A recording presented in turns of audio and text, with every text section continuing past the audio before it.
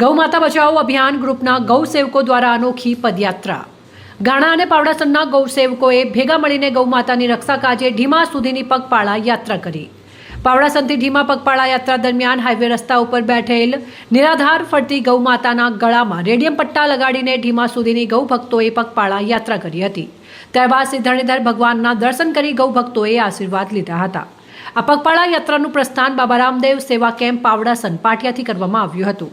અત્યારે ચોમાસાની સિઝનમાં મચ્છર કરડવાના કારણે સૌથી વધારે હાઈવે રસ્તા ઉપર ગાયો બેસતી હોય છે અને તે ગાયોને વાહન ચાલકો રસ્તા ઉપર રાત્રે અંધારામાં ન દેખાય એના લીધે વાહનોની અડફેટે લેતા હોય છે। ગૌ માતાઓને માર્ગ અકસ્માતથી ખૂબ જ જાનહાનિ થાય છે, તો એ બાબતને ધ્યાનમાં રાખીને ગૌપ્રેમીઓએ માર્ગ અકસ્માતથી ગૌ માતા અને વાહન ચાલકોને બચાવવા માટે એક અનોખી પદયાત્રા કરી હતી।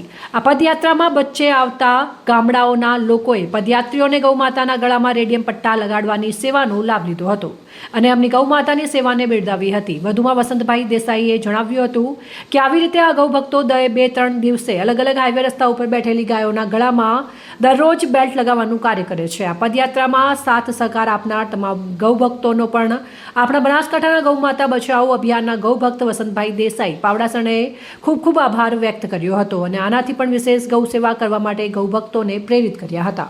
આજ રોજ પાવડાસન હનુમાન દાદા ગ્રુપ તરફથી જે બાબા રામદેવ સેવા કેમ્પ ચાલુ છે, અહીંયાથી અમે પગપાળા ચાલી અને ભગવાન શ્રી ધરણીધર ભગવાનના દર્શનાર્થે તેમાં જઈ રહ્યા છીએ।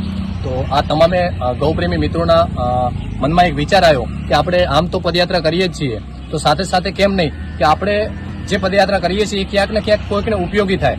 તો અમે બધા મિત્રો આજે ગૌમાતાઓના ગળામાં પાવડાસણથી ઢીમા સુધી વચ્ચે જે પણ ગૌમાતા નિરાધાર ફરતી રખડતી ગૌમાતા આવશે એ ગૌમાતાના ગળામાં એની રક્ષા માટે અમે માર્ગ અકસ્માતમાં કોઈ પણ પ્રકારનું ગાયને નુકસાન ન થાય અને સાથે પદયાત્રી અથવા કોઈ વાહન ચાલક હોય તો એ મુસાફરને કોઈ પણ પ્રકારની તકલીફ ન પડે એ માટે અમે ગૌમાતાના ગળામાં રેડિયમ પટ્ટા લગાવવાનો એક કાર્યક્રમ રાખ્યો છે, જેમાં આ તમામે મિત્રો આજે અમારી સાથે પદયાત્રામાં જોડાણા છે। સાથે આપ સૌ મિત્રોને વિનંતી કરીએ છીએ કે પોતપોતાના વિસ્તારની અંદર જ્યાં પણ ગૌમાતાને કોઈ પણ પ્રકારની તકલીફ હોય તો આપનાથી બને એ રીતે આપણે એ ગૌમાતાને બચાવવાના પ્રયત્ન કરીએ, જેથી કરીને આપણું દેશી ગૌધન બચી શકે અને ગૌમાતાઓ આપણને સારા એવા આશીર્વાદ આપે।